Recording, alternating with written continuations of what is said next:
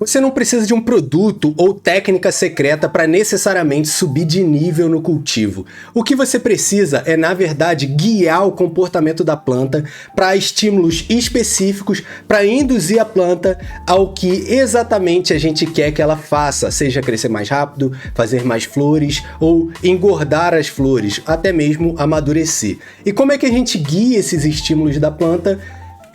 O tema que a gente vai falar hoje, Crop Steering. A gente já tem um vídeo sobre Crop Steering no canal. Crop Steering, a tradução da palavra significa direcionamento de planta, basicamente. E a gente já tem um vídeo teórico sobre isso no canal, né? Um vídeo que eu vou deixar aqui na descrição também. Mas hoje vai ser um guia mais prático, galera. Eu quero dar dicas práticas. Óbvio, antes da gente entrar na prática, a gente vai ter que falar um pouquinho da teoria. Não vou me aprofundar tanto assim na teoria, porque é um guia prático. Então, sem mais delongas, bora pro guia completo de Crop Steering na prática. Chama ou não chama? Se já tá animado, já deixa o like aí, se inscreve no canal, comenta aí, já tô animado. E bora pro vídeo. Chama! Mas antes da gente entrar no vídeo, eu tenho que falar que, cara, se você não conhece Cultilight, nós somos uma loja. A gente vende tudo o que você precisa para cultivar na sua casa. Iluminação, exaustão, ventilação, estufas, sem contar os cursos de cultivo do início até o final. Temos cursos orgânicos, minerais, de genética, avançados. Então, entra lá no site e nesse QR Code aqui também temos o nosso grupo de novidades. A gente tá fazendo coisas secretas por lá. Quer saber? Entra lá. Show! E se você não me conhece, eu sou o Cadu, sou engenheiro de produção, mestre em engenharia de produção com foco em cadeias produtivas da cannabis e padrões e práticas para o cultivo da cannabis também. E, cara, minha paixão é pesquisar sobre o cultivo. Então, falando em cultivo, já até deixar a referência aqui do vídeo da teoria, né, da análise de artigos sobre Crop Steering. Só pesquisar Cultilight Crop Steering se você quiser ver toda essa teoria já antes. Mas pode ver depois, você não vai estar perdendo nada. Então, bora lá, galera!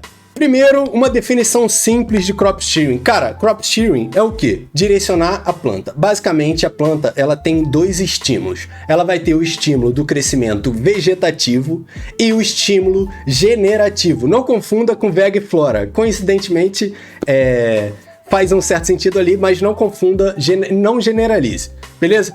No cultivo vegetativo, o que acontece? Cara, a planta, ela tem um crescimento vegetativo mais rápido, tem um crescimento radicular mais forte e também está influenciando a engorda das flores, beleza? Não vou falar especificamente agora o que define o estímulo vegetativo ou generativo, mas e o lado generativo? O que faz, Cadu? Basicamente, ele faz a reprodução, amadurecimento dos buds, né? Então, aquele amadurecimento final seria a gente estimular. Minha planta não para de crescer, não para de crescer, não para de crescer.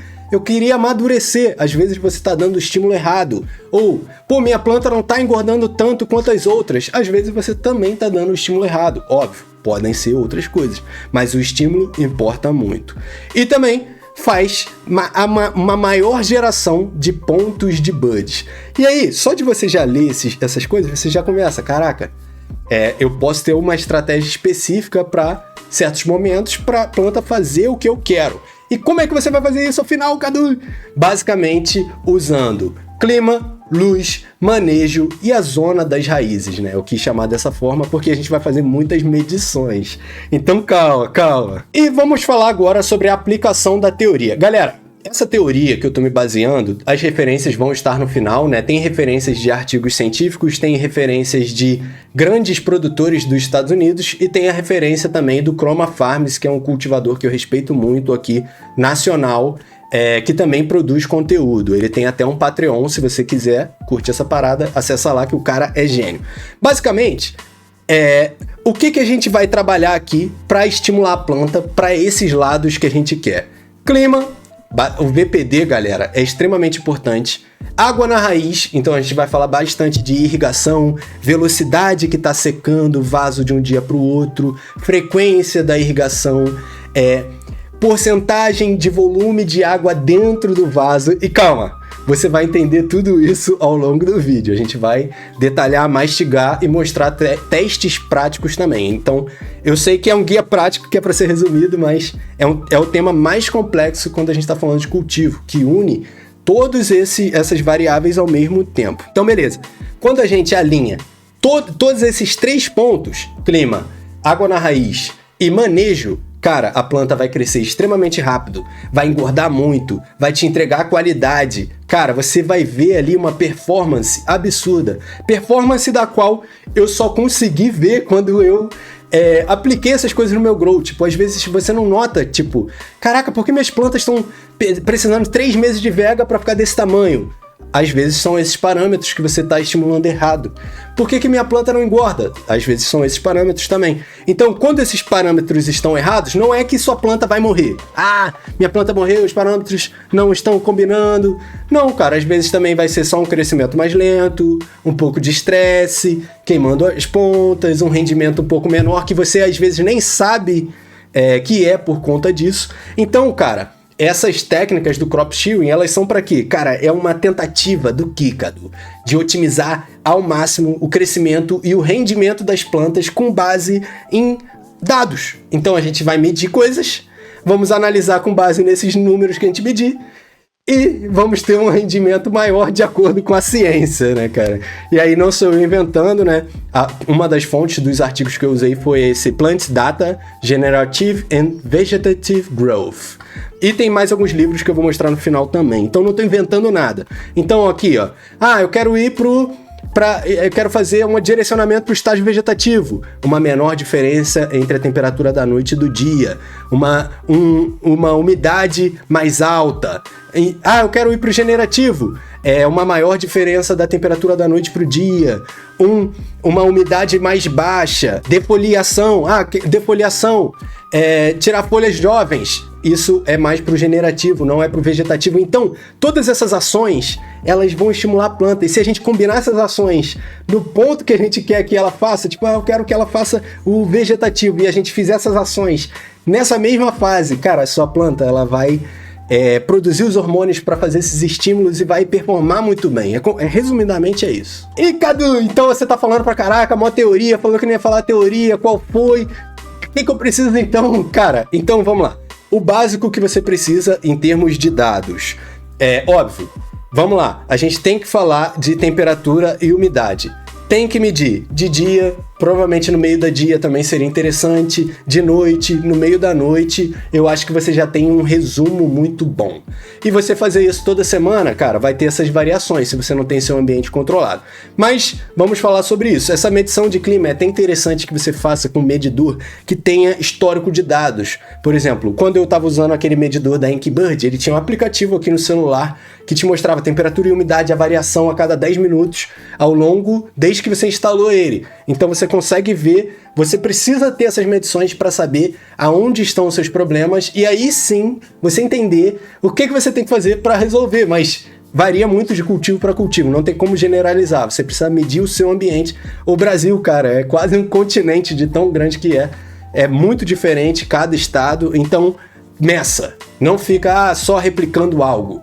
Tem que medir você. Essa aqui é o bagulho do crop shearing, é que você tem que medir as coisas e aí ajustar os seus valores para entrar nas tabelas. É basicamente isso. E não adianta medir só temperatura, né? Lembrando, tem que medir temperatura e umidade. Essas duas variáveis formam a terceira variável, que é o VPD, que basicamente é um cálculo que usa essas duas variáveis, e o VPD, sim, que é importante para a planta. Outra coisa que você vai ter que medir é a luz. Se você tem um iPhone, cara, eu recomendo muito Photone. Se você não tem, cara, pede emprestado de algum amigo que tem, porque o aplicativo ele é todo parametrizado no iPhone. E testes que eu fiz, às vezes, no Samsung, alguns celulares deu uma boa precisão e alguns celulares dão uma precisão bem ruim. Você tem que medir a iluminação, porque ela também é um dos parâmetros do crop shearing. Irrigação, cara, rega. Vamos também ter que medir volume, frequência, horário da primeira rega. Então, tudo isso a gente vai começar a medir e anotar.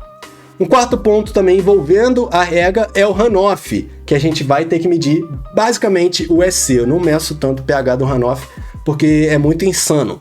Então eu meço o EC da runoff e também uma outra métrica muito importante. Você também vai precisar medir a raiz, como está o substrato. Ele está seco demais? Ele está úmido demais? E galera, a gente não vai precisar de um sensor para fazer isso. Basicamente a gente vai calcular tudo à mão e ao papel, como um bom engenheiro que faz testes analíticos. Então, a gente vai fazer basicamente o cálculo do dryback, da velocidade de secagem e de qual é a porcentagem de volume de água no substrato. Como, Cadu? Só medindo o peso do vaso em momentos corretos e fazendo uma matemática básica. E aí, falando de clima, já coloquei aqui, galera, basicamente os parâmetros recomendados com base, né, nessas teorias do crop steering, de como eu faria um crescimento, um desenvolvimento vegetativo e generativo. Então, no vegetativo, você pode trabalhar mais quente, ajustando a umidade mais elevado, como você pode trabalhar mais frio com uma umidade menor.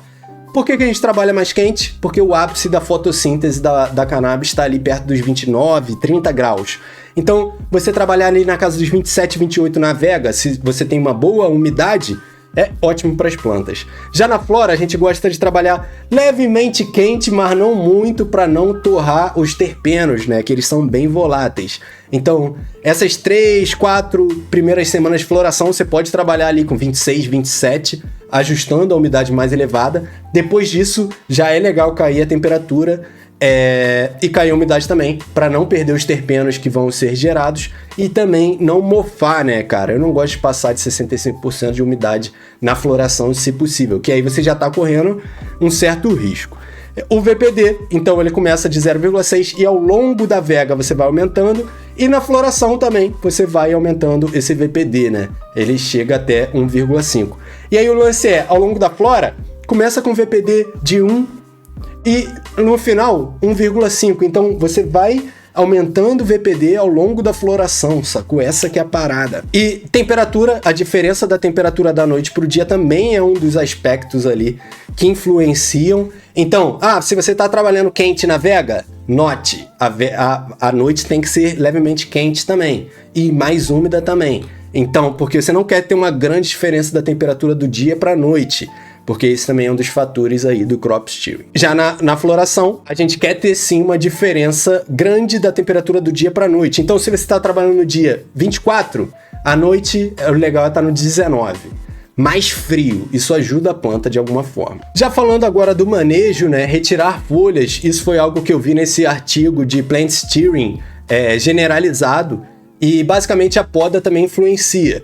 A poda de folhas pode direcionar para um crescimento generativo, então é muito bom para o momento de flipar. Vou flipar, quero começar a induzir esse generativo para a planta começar mais rápido.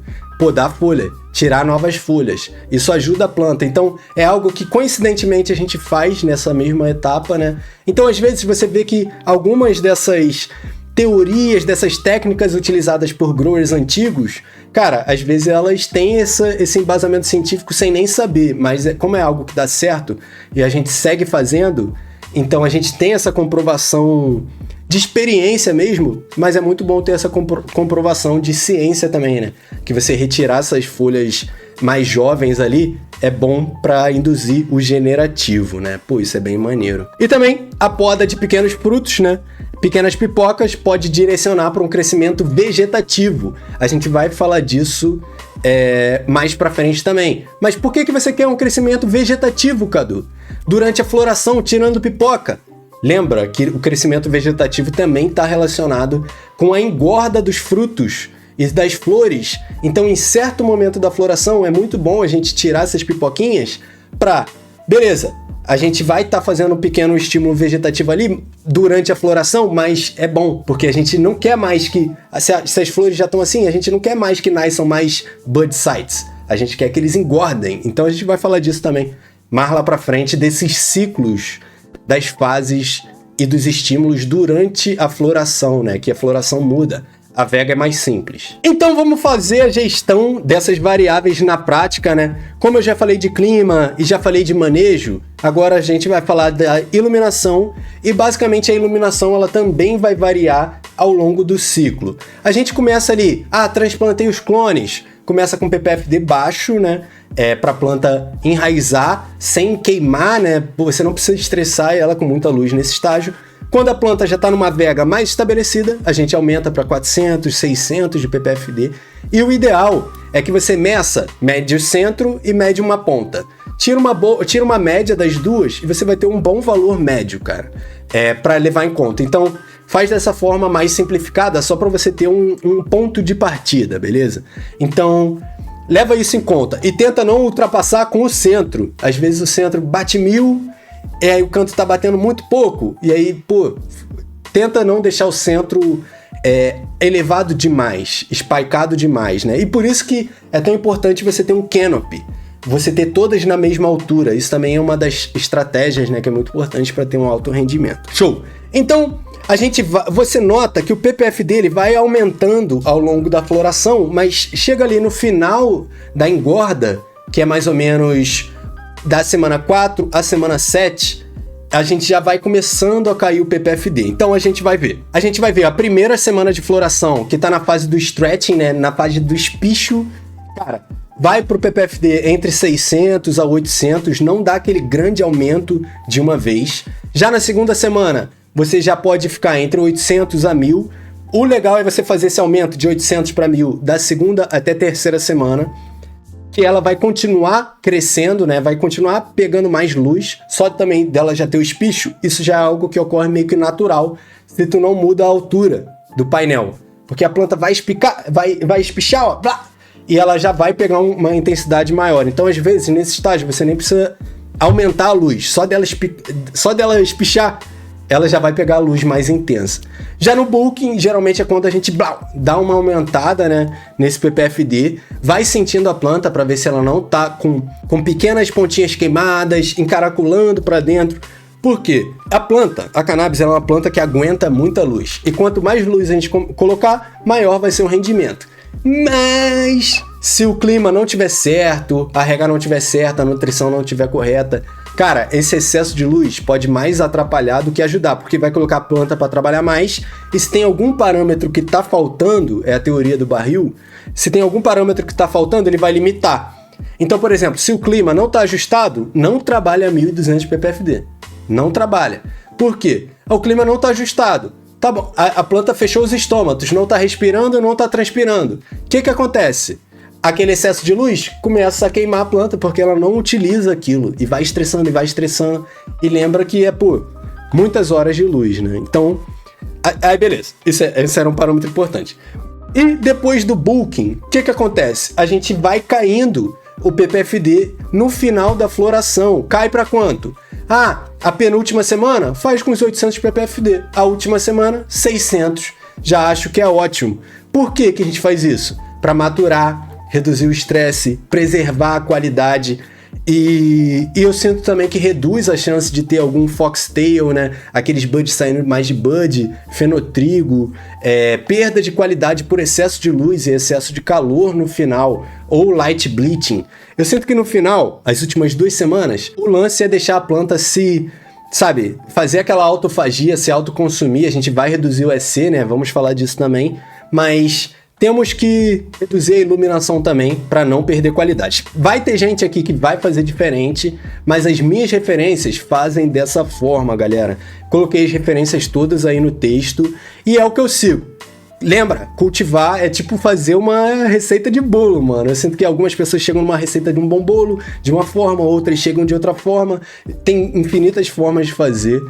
E é assim que eu tô seguindo atualmente. Agora vamos falar da parte mais importante, que é a irrigação, né? Muitas pessoas confundem crop shearing com gestão da irrigação, mas a gestão da irrigação é apenas uma das coisas do crop shearing. Crop shearing, ele envolve basicamente tudo que envolve a planta, basicamente. É algo muito holístico, né? Como a galera chama, que envolve tudo. O manejo, podar, temperatura, umidade, iluminação, fotoperíodo também é algo que induz a floração, é uma das partes ali, né, do crop shearing, então é tudo. E quando a gente fala, sabe fazer crop shearing, geralmente a galera tá falando da rega. Então vamos falar da rega. Galera, tem esse grande gráfico aqui que pode confundir muitos, mas vamos lá, vou tentar mastigar esse gráfico aqui de pouquinho em pouquinho. Foca comigo na linha azul. A linha azul é basicamente a quantidade de água que tem no seu substrato. Então você nota o quê? Que é quando começa o dia, P0. Começou o dia, as luzes ligaram. A gente não rega assim que as luzes ligaram. Tem um momento perfeito para rega, que de acordo com a literatura, é cerca de 2 horas depois da iluminação ter ligado. Isso já é muito importante. Tem gente que rega à noite. Mano, quem tá regando à noite? Imagina você tá dormindo, alguém vai lá e te dá um copo d'água. Pô, estranho, mano. Então, quando você tem que regar? 2 horas depois das luzes ligarem. Então, vamos lá. Ligou a luz. Ó, estamos aqui em P0, na linha azul. O que acontece naturalmente? O volume de água no substrato começa a cair, começa a cair, começa a cair. 2 horas depois é quando começa a rega. Galera, esses pontinhos aqui são os primeiros eventos de irrigação. Por que tem tantos, Cadu? Caraca, que bagulho doido! Galera, basicamente tem tantos porque isso aqui é uma irrigação automática. Ela vai aumentando aqui, ó, a quantidade de água no substrato lentamente, até atingir o ponto de saturação aqui em cima e começar a escoar. É quando a gente vê o runoff. Então não é para você ter um grande runoff assim na primeira rega, na automática. Tô falando da automática. Então você vai subindo e cerca aí de 3, 4 horas depois você chega em P2. P2, qual o objetivo de P2? Manter a umidade do substrato até o final do dia, basicamente, quase o final do dia. Vamos pensar em termos de horas. Eu gosto de fazer um horário aqui, que é o horário que eu consigo trabalhar muito bem, e isso depende muito de rotina também, tá, galera? E também de localização, ambiente, como você trabalha, piriri e pororó. Eu trabalho de 6 da manhã até 6 da noite. Então, vamos supor, ligou a luz, 6 da manhã. 8 da manhã começa a primeira rega. Basicamente ali, dá umas 11, 11 e meia, tu tem o runoff. Tu começa a ter runoff. Chegou meio-dia, é quando começa a P2, a fase de manter. Já teve um runoff, agora vamos manter na umidade que a gente quer. Vai ter estágios que você vai manter numa umidade mais baixa e vai ter estágios que você vai manter numa umidade mais alta. Mas P2 é esse estágio de manutenção. Umas 2 horas, P2 dura basicamente de meio-dia até as 3, por aí. E P3 começa ali a partir do mais 4. A partir do mais 4 já começa P3, que é o de secagem. Então a gente já vai secar. Ali umas 6 desliga as luzes e ó, vai secando. Até P0, que começa o próximo dia, liga a luz, começa a secar mais rápido, chega em P1, vai aumentando. Então, esse, de acordo com a literatura, seria a referência da fase de irrigação perfeita, assim, a base de como que a gente tem que fazer. Primeiro de tudo, aí eu já tenho que falar, Cadu, mas isso acontece de um dia para o outro, às vezes eu vou lá, não tá secando de um dia para o outro. Então, esse também é o motivo da gente usar vasos pequenos, porque em um vaso pequeno, esse ciclo, ele ocorre assim, de 24 a 24 horas. Então a planta passa por esses 3 estágios em 24 horas. Em um vaso grande, esses 3 estágios, eles vão durar mais do que 24 horas. Então, fica mais difícil de você parametrizar. Por isso que as pessoas usam um vaso pequeno quando eles estão querendo automatizar processos e ser o mais eficiente possível. Então, não é que, caraca, isso é melhor, é sobre tentar ser o mais otimizado possível, o mais, nerd possível, para você ter isso aqui ocorrendo todo dia, você conseguir replicar todo dia. Senão, fica mais difícil de você replicar e automatizar um processo se ele tem um looping estranho, né? Então, isso aqui, galera, é como a gente vai fazer a rega com base no crop steering. Cadu, e qual o volume de vaso? Eu, pessoalmente, uso 5 litros e faço plantas maiores. Vai fazer plantas um pouco menores, 3,5 litros aí é uma boa. Cadu, eu sou do orgânico. Calma, vão ter dicas boas para você utilizar também, que basicamente é calcular o seu dryback, isso vai te ajudar bastante. Então vamos com calma. Tá bom, Cadu, tu falou que não ia fazer teoria, que ia ser o guia prático, blá blá blá, e aí, como é que eu faço que vejo dryback, volume, como é que eu vejo isso? Galera, vamos para testes rápidos que vão ajudar vocês a terem padrões e saberem mais alguns números, saberem quantificar na casa de vocês também. Basicamente, o primeiro teste envolve pesar o vaso. Pesar o vaso quando a planta está com um pouquinho de sede, pesar o vaso depois da planta ser regada e ter saído aquele escoamento extra, pesar o vaso um dia depois para você também saber ali em P0, P0, P1, você ter uma ideia de quanto tá o vaso nesses pontos, sacou? Então a gente vai fazer testes pesando o vaso para a gente ter isso quantificado. Como é que a gente vai fazer isso? Eu fiz isso no Stories. Quem não segue lá, @CaduCultiva lá no Instagram e @chama_cult. Galera, a gente posta muito conteúdo diário lá. Então, eu lancei esses Stories lá e eu achei que ele resumiu muito bem. Então, vamos ouvir junto. Rápidas de irrigação, dryback, runoff, como coletar e como fazer. Primeiro de tudo, identifica uma planta que está com um pouco de sede. É assim que a gente vai começar. A planta está com um pouco de sede, como é que você sabe? Cara, no início do dia, se a planta não está com sede, as folhas delas vão ficar mais retas ou vão ficar mais para cima. Se ela está começando a ficar com sede, você já vê que a folha está mais para baixo. Por que no início do dia? Porque de noite já é bem comum que as plantas já vão ficar mais para baixo. Então, tu tem que ver isso de dia, galera. E a gente sempre dá preferência para regar de dia e nunca na noite delas. Beleza? Então eu tô com uma planta aqui, tá com as folhas mais para baixo, tá mais seca, dá para ver que o substrato já fica seco e a gente vai pesar essa planta quando ela está com essa leve sede. A gente não quer ela extremamente ressecada, mas com uma leve sede. Depois disso, o que eu faço, Cadu? Show! Ah, quero coletar o runoff. Como é que a gente faz? Cara, eu coloco em um pote limpo e vou regar até ter a quantidade de runoff que eu quero. Geralmente é ideal ter assim uns 150, 200 ml de runoff para você ter uma boa média. Se você coletar só um pouquinho, você vai pegar um pouquinho que está concentradão. Legal é ter aí uns 10, 15, 20% do volume do vaso em runoff para você ter uma medida mais fidedigna.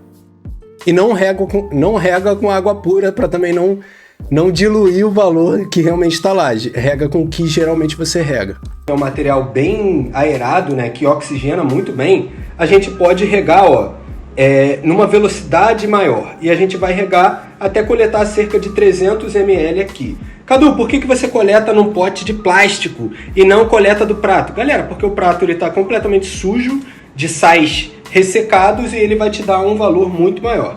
Mas Cadu, para que isso? Porque beleza, a gente faz a irrigação aqui da Vega num EC de 2. Mas quanto que está o EC aqui da fibra de coco? Esse que é importante para a planta. Quanto que está o EC do substrato?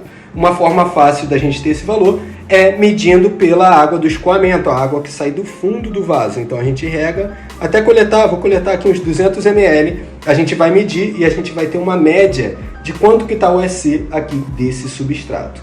E depois de escoar, a gente vai pesar e, cara, a gente vai ter duas medidas aqui extremamente importantes. Era o que eu falei no final. Então, beleza, galera. Enquanto a planta está escoando o resto da água do runoff e ela vai secando ali para a gente pesar, o que a gente tem aqui? A gente tem essa água de escoamento dela que a gente pode fazer o teste do EC. Então, já peguei meu medidor aqui de EC, coloquei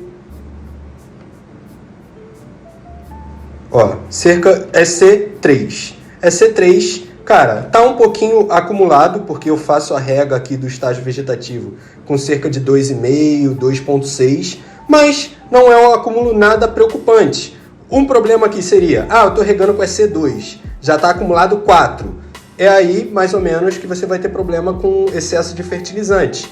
Óbvio, tudo são estágios, tudo são etapas. Nas primeiras semanas de floração, elas podem estacar EC. Mas viram como é um teste importante da gente fazer? Porque se tivesse um excesso aqui e a gente sempre regando baixo, às vezes acumula. Se você fizer isso semana a semana, não vai ter problema. O peso do vaso. Lembrem-se que antes de eu regar estava cerca de 428, agora está 785. Então, cara, esse vasinho aqui, se não me engano, de 800 ml de fibra de coco, ele conseguiu reter cerca de 360 ml de água. Então, Cadu, quanto que eu tenho que regar? Agora você já tem valores base. Se a sua planta estava com aquela sede, mais ou menos no mesmo nível, né? E se você regar com cerca de 360 ml de água, vai ser uma rega que não tem runoff. Então, que não fez vazar isso aqui. Ela vai basicamente absorver nessa mesma proporção. Então, você consegue ter uma ideia. Eu tenho que regar ou não tenho? Veja o valor do vaso. Aí você vai ter uma ideia. Cadu, tá 600. Se quiser regar, rega então uns 150 ml. Sabe? Para você nunca ter um grande excesso de água. Isso é muito importante para a galera do orgânico e é uma forma que você consegue, quantificar. Se você pesar esse vaso amanhã, você vai ter uma ideia de quanto que ela está bebendo por... E basicamente o que eu disse no final é que se você pesar ela Agora, em P1, antes de regar de novo, 2 horas depois de ligar a luz, você vai ter uma noção do dryback. O dryback é quanto que a planta seca da última rega até a próxima rega, que é a métrica mais importante do crop shearing, que a gente vai falar bastante sobre essa métrica. Então, você fazer essas medições, cara, com o peso do vaso, já vão te desbloquear conhecimentos novos e novas estratégias. Aí, pra galera do orgânico, quanto que eu tenho que regar? Pô, faz esse teste uma vez, você basicamente resolveu essa questão. Então, galera, não vou me aprofundar aqui exatamente, mas quais são as 3 variáveis que a gente tem que medir bastante na irrigação? É o EC do substrato, né? O quanto de volume que tá ali no vaso e a frequência. Então, a gente vai ajustar essas três variáveis para induzir ou o estímulo vegetativo ou o estímulo generativo. Então, na vega, como é que é? Um EC mais baixo, o substrato mais úmido, então às vezes regando um pouco de dia, rega um pouco de tarde. Para quem faz a rega manual, é uma boa estratégia, pronto, o substrato está mais úmido. Já está estimulando vegetativamente. Mais regas com menos volume. E o generativo, Cadu? Um EC mais alto, o substrato mais seco, menos regas com volumes maiores. Generativo, na rega manual, o generativo é o quê? Rega ali em P1, pronto. O vegetativo na rega manual é o quê? Rega um pouco em P1, de tarde, ali mais ou menos meio-dia, rega mais um pouquinho, para manter mais úmido ao longo do dia. E no generativo, você quer que ela fique mais seca de um dia para o outro. Então, esse é o grande resumo dessa parada, assim, resumindo de forma absurda. E, Cadu, você tinha falado que ciclos, né? Galera, isso são fontes que eu utilizo do Athena, galera do Athena que trabalha com fertilizantes, também é a fonte do Chroma Farms, basicamente são minhas referências. E por que você tinha falado sobre ciclos? Porque, galera, o crop shearing não é um modo fixo, é algo que a gente vai ajustando ao longo do ciclo e vai mudando. Na vega, a gente começa com o crescimento vegetativo. Então, a gente vai fazer pro vegetativo, o estímulo vegetativo. Nas 3 primeiras semanas de floração, 3 a 4, tudo depende de genética, né? Falando de uma genética assim de 9, 10 semanas, então 4 semanas de stretching. Galera, a gente vai fazer o generativo, porque a gente quer o quê? Que se formem novos pontos de flor. Lembra dessa parada? Então a gente quer que se formem as flores. Já no meio da floração, aí que geralmente confunde o bagulho. Porque a gente não quer... a gente tá na floração e vai fazer o vegetativo? Sim, mas basicamente para fazer a engorda das flores. Então no meio da floração a gente vai deixar um S mais baixo e vai deixar os vasos mais molhadinhos. Ali do estágio da semana 4 a semana 7, que é da de engorda. E na finalização, Cadu, basicamente a gente vai reduzir o EC do substrato. A gente vai cada vez chegar com EC mais baixo, mais baixo, mais baixo. Então vai estar fazendo o substrato um estímulo vegetativo, mas também com o dryback um generativo. Então, nesse final, faz um pouco de cada, basicamente. Então, a gente vai reduzir o EC do substrato e vai deixar mais seco. Então, de um dia para o outro, a gente quer que seque bastante. Então, se você é do orgânico, se você é da rega manual, só de você pegar essas paradas... no meio da floração deixa mais molhadinho, no início da floração mais seco, no final da floração mais seco também, no início e no final aumenta o EC, no meio diminui, faz o manejo, né, correto ali das podas, da defoliação, cuida do clima, cuida do ambiente, mexe no PPFD, pronto, você já fez um que a gente chama de crop filling. Então, às vezes você não precisa sensor de tudo, várias paradas, cara, vai medindo, anota, seja mais engenhoso, sacou? Basicamente, eu quis mostrar esse gráfico aqui, que é dos parâmetros de uma irrigação automática, para vocês verem. No início a gente faz mais seco, com mais runoff. No meio, a gente começa a regar mais de tarde também, para deixar mais molhado. E com dryback menor. Só para vocês terem uma noção de valor. Então, generativo, a gente está falando de um dryback de 20% a 30%. A gente quer que o vaso seque em termos de volumetria de água de 20% a 30%, que ele reduza muito em peso, que ele amanheça mais seco. Já na fase do meio, do bulking, a gente vai regar mais de tarde para o vaso não secar tanto de um dia para o outro, para ficar mais úmido. Então, ali na maturação, a gente volta a deixar mais seco com EC menor, fazendo um runoff maior. Galera, é o resumo dos parâmetros da irrigação. Então você deve estar se perguntando, caraca, Cadu, que vídeo enorme, pô, várias coisas, explodiu minha mente, tô confuso. Vamos lá. Vamos para o plano simples de implementação dessa parada toda. Uma boa primeira dica é: assista esse vídeo da Cultilight, como automatizei o meu cultivo, né? Como automatizar um cultivo indoor. Pesquisa automação Cultilight ou clica aí no link do final do vídeo ou na descrição.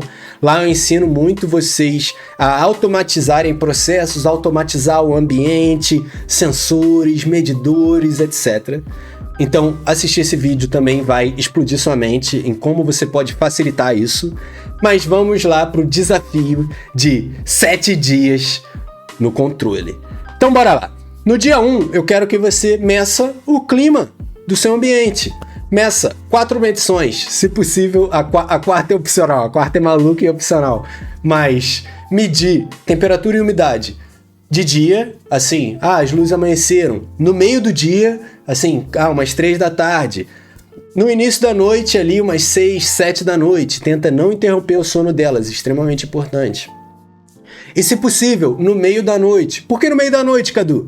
Porque geralmente no meio da noite é quando você tem problemas de alta umidade. Eu já falei bastante disso aqui no canal. Que é quando o ar-condicionado desliga, tu não tem desumidificador, as plantas continuam transpirando. Geralmente é quando tá a temperatura baixa, a umidade alta. Geralmente pode mofar e sufoca as plantas durante a noite delas também, que é bastante importante. Então, se você conseguir medir essas 4 temperaturas aí e umidades no primeiro dia, já vai ser ótimo. Então você já vai entender mais do seu ambiente e ver quão longe você tá do VPD indicado da fase atual que você tá. Então você vai começar a identificar os problemas.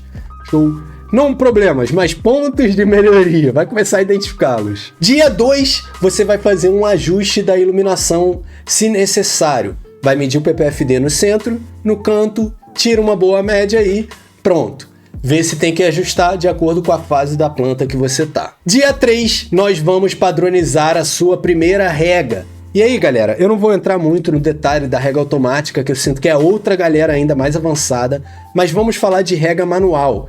Quanto que você está regando manualmente para sua planta? Vamos começar a quantificar. Mede aí em volumes. Quanto que é essa rega para a planta? Tenta pegar a sua genética favorita. Pega aí, que muda um pouco de genética para genética, a genética que você mais cultiva.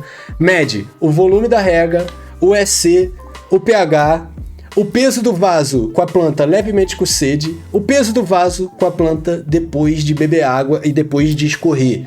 Rega, dá 5 minutos, pesa depois. Todos esses parâmetros de rega são extremamente importantes. Se possível também, você medir quanto que está saindo do runoff, para você ter uma ideia da porcentagem de runoff, é extremamente importante também, porque a gente fala, o ideal é ter ali de 5 a 10% do volume do vaso de runoff, e eu sinto que muitas pessoas não medem. E Cadu, precisa medir essa porra toda vez que você rega? Não, cara. Geralmente, eu meço uma vez, começo a ter uma ideia, e aí eu vou no flow, pô. Mas você tem que medir uma vez para você ter ideia de quanto que é. Tipo, tem que vazar 100 ml.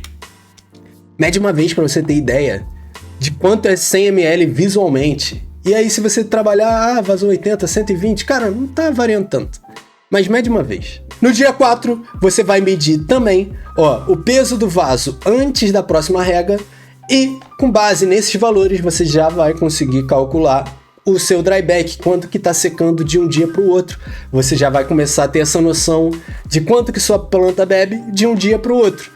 E isso é ótimo para os ajustes que a gente vai ter que fazer para implementar as estratégias, né, de estímulo generativo e de estímulo vegetativo, com base no dryback aqui. Então, você vai conseguir encaixar os valores. Tem que secar 30% de um dia para o outro. Você já vai conseguir ter essa ideia quantificada. E vai conseguir ajustar depois, com base, você vai ajustar a sua primeira rega para ter todos os parâmetros ajustados, tanto de runoff quanto de dryback, tá ligado? E é assim que você vai fazendo crop shearing.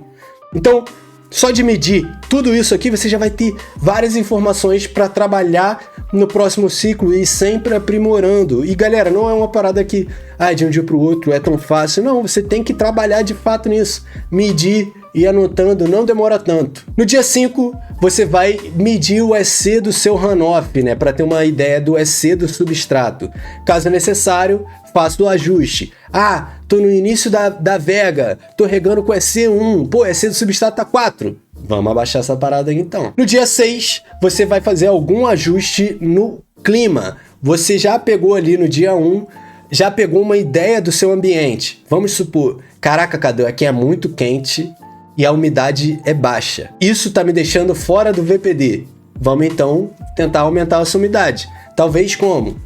Diminuindo a exaustão. Pode ser uma estratégia que pode aumentar a umidade, mas também pode gerar mais calor. Umidificador pode ser uma boa também, que já resolve a parada no problema da raiz. Enfim, entenda o problema, faça um ajuste para melhorar uma condição. E no dia 7, você vai comparar. Você tirou foto ali no dia 1, compara no dia 7, vê como é que a planta está se desenvolvendo. Mede de novo temperatura, umidade, ambiente, vê se conseguiu resolver aquela questão. E vai repetindo, galera. E basicamente, eu passei esse plano aqui para você se basear, para você começar, mas é uma parada de melhoria contínua, ciclo após ciclo você vai melhorando. Às vezes, caraca, preciso de ar-condicionado, preciso de desumidificador, não tem como comprar, foda-se essa porra. Cara, vai ajustando o que você consegue, o que tá no seu alcance. Eu tenho muitos equipamentos no meu cultivo, muitos, mas eu obtive eles ao longo de 7, 8 anos de cultivo, mano. O bagulho é você fazer compras inteligentes, pensando sempre a longo prazo, sempre no futuro, nas adições. Por exemplo, cara, foi há 2 anos que eu consegui meu desumidificador. O ar-condicionado foi há 3. Não é uma parada que vou fechar um quarto e comprar tudo. Calma. Vai pegando uma paradinha de uma vez, mas tenta não comprar algo assim que você não vai usar no futuro, que aí você meio que tá gastando dinheiro. Então, faça compras inteligentes, vai resolvendo problemas de maneira pensando longo prazo. É assim que, a longo prazo, você vai ter o crop shearing perfeito, um ambiente perfeito. Aqui nessa tela, eu deixei todas as referências de fontes que eu utilizei. Então, Cadu, não sei se eu acredito em você, blá, blá. Da onde ver essas informações? Chroma Farms, Arroya, eles têm um guia de crop shearing bem avançado. Tem um canal de crop shearing também de alto nível aqui no YouTube. Peguei essa apostila do RMJ Supply, falando especificamente de crop shearing para horticultura, falando muito de ciência da planta. Também peguei esse módulo de 6 fases de implementação de crop shearing do Grodan, que é de horticultura, e esse artigo Plant Data, Generative and Vegetative Growth, do Jordan Hydroponic. Enfim. E galera, gostou desse tema mais avançado? Eu tenho que fazer um convite para vocês, que é o nosso próximo lançamento, nosso curso mais avançado de todos, cerca de 26 semanas de gravação, do início, desde a montagem e explicação de como funciona um quarto automatizado, até o ciclo inteiro mostrado semana a semana. Galera, vou mostrar só um pedacinho aqui para vocês, não posso mostrar muito, mas galera, foi o meu cultivo em termos de qualidade, em termos de quantidade, quebra de recordes total. A gente mostrou tudo que a gente fez. Produção de 4 dígitos, 3 métodos de extração, óleo simples, óleo em larga escala, né, que a gente chamou de avançado, hash, mostramos tudo. E, mano, ficou sinistro. Tem interesse? Quer fazer parte? Quer saber mais? QR Code aí na tela, você vai entrar no nosso grupo de novidades. A gente vai contar todas as novidades e no dia 22 de janeiro vai ter uma aula gratuita para você ver como é, como é que foi, como é que é lá dentro da plataforma, como é que foi o ciclo, o que você vai ensinar, tudo. Vou estar aqui no QR Code, entra lá, dia 22 eu encontro com vocês. Tô te esperando, hein? Sem contar que quem fechar com a gente nessa vai fazer parte do próximo projeto da Cult de maneira antecipada. Desse projeto eu não posso falar nada. É segredo de estado, mas não vai demorar para ser lançado. A gente tá falando de março ou abril, hein? Então é isso, galera. Curtiram essa grande aula? Deixa o like, comenta aí o que você achou. Vai seguir o desafio do controle? Comenta aí também, vou seguir o desafio do controle. E depois me fala se deu certo, se tá conseguindo aprimorar, se tá conseguindo se desenvolver. Quero ver a galera compartilhando mais informações sobre isso também. Como é que vocês fazem, os pontos que vocês conseguiram melhorar. E é isso, galera. Se inscreve aí no canal, que 60% da galera que vê aqui essa parada não se inscreve. Isso é um absurdo. É um absurdo. Depois dessa aula aqui, 50 minutos, mano, gravando a 33 graus, se inscreve aí e eu te vejo no próximo vídeo. Chama ou não chama? Chama!